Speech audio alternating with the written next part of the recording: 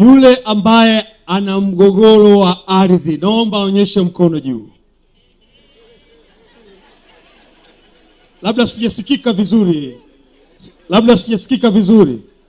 Naomba yule ambaye ana changamoto yoyote inayohusiana na ardhi, kama ukiwa na nguvu, nyanyuka nikuone. Nyanyuka nikuone, kula siwaone. Haya, sasa wote sisi tumshangilie Daktari Samia Suluhu Hassan.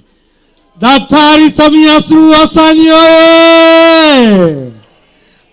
Tunashughulika na mzizi wa changamoto hizi.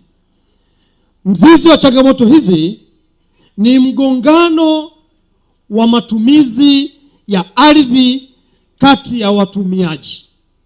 Watumiaji hawa wanaweza kuwa mtu mmoja mmoja au mmoja na taasisi, familia na familia, mipaka ya vijiji na vijiji, mipaka ya mkoa na mkoa, manake wilaya na wilaya, na wakati mwingine inasababishwa kwa kutokubainika kwa uwazi katika mipaka ya hao wanayetumia hizo maeneo hayo.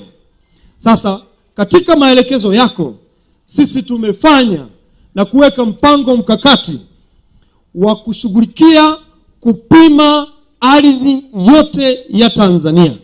Ardhi yetu ya Tanzania ina kilomita za mraba 948,132. Katika kupima vijiji hivyo ndivyo ambako tutaweka hiyo mipaka kati ya kijiji na kijiji.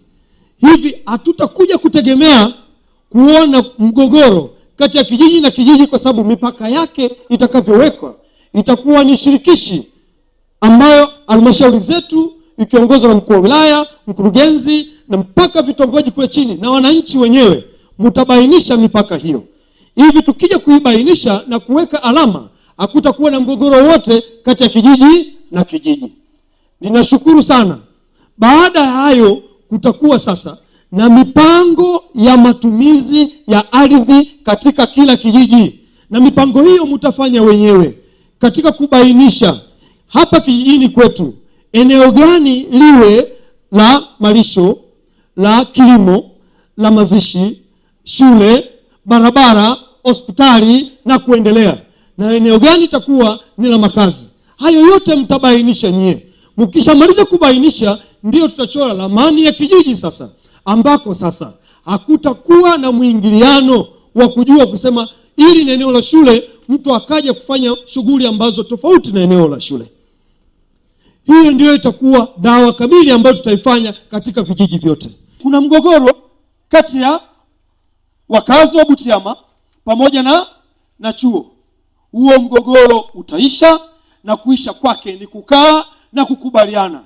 Chanzo cha mgogoro ni nini? Huyu anasema sisi ni wamiliki wa asili. Tutazungumza kama wamiliki wa asili, ikithibitika kuna taratibu za utoaji wa ardhi.